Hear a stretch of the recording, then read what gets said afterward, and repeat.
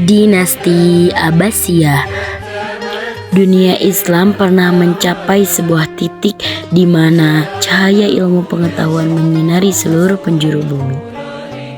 Tahun 750 Masehi menjadi saksi bisu berakhirnya era kekhalifahan Umayyah yang berpusat di Damaskus runtuh di bawah ketidakpuasan rakyat.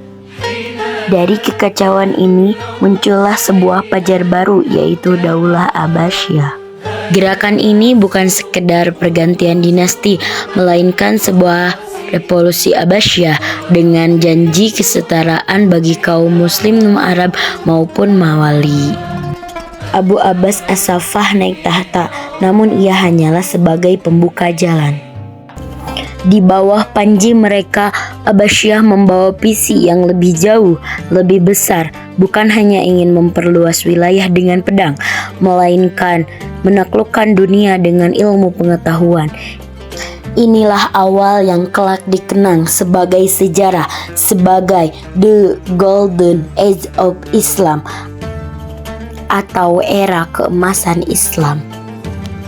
Baghdad sang kota bundar dan pusat dunia. Jika Umayyah berorientasi ke arah barat dan sekitarnya, Abbasiyah menoleh ke arah timur. Perintah kedua Abu Ja'far al-Mansur membuat keputusan visioner. Ia membangun ibu kota baru di tepi sungai Kirgis, sebuah kota yang dia namakan Madinat As-Salam, kota perdamaian, atau yang kita kenal sebagai kota Baghdad. Dibangun dengan desain bundarian geometris, Baghdad bukan hanya pusat administrasi. Kota ini adalah magnet bagi pedagang sutra dari Cina, pengrajin dari Persia, hingga filosof dari Yunani. Di bawah kepemimpinan Al-Mansur, jabatan wazir diperkenalkan, menciptakan birokrasi yang efisien. Stabilitas ini memberi ruang untuk masyarakat berhenti memikirkan perang dan mulai memikirkan cara kerja alam semesta. Baghdad pun tumbuh menjadi kota terkaya dan tercerdas di muka bumi. Era keemasan, ketika pena lebih tajam dari pedang. Puncak peradaban manusia terjadi di sini, di bawah kekuasaan Harun ar-Rasyid dan putranya Al-Ma'mun.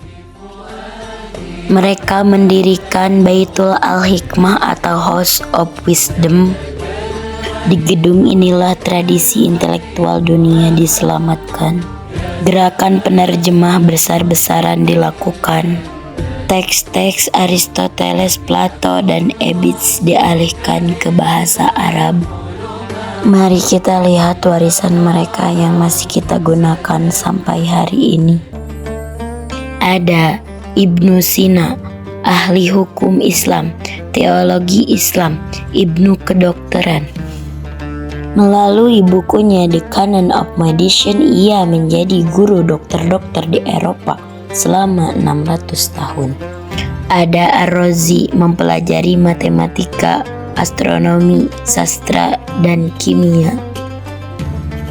Ada Ibnu Rus, menguasai ilmu fikih, ilmu kalam, sastra Arab, dan matematika sastra. Ada Al-Kindi, filosof muslim pertama yang mendalami ilmu filsafat, di mana hingga abad ke-7 Masehi.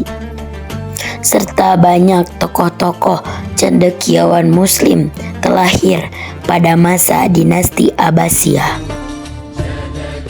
Islam kala itu menjadi jembatan cahaya bagi dunia yang sedang berada di dalam kegelapan.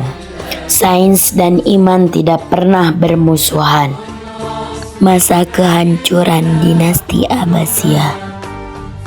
Keruntuhan tragedi di Sungai Tigris pada tahun 1258 adalah tahun yang paling kelam dalam sejarah Islam.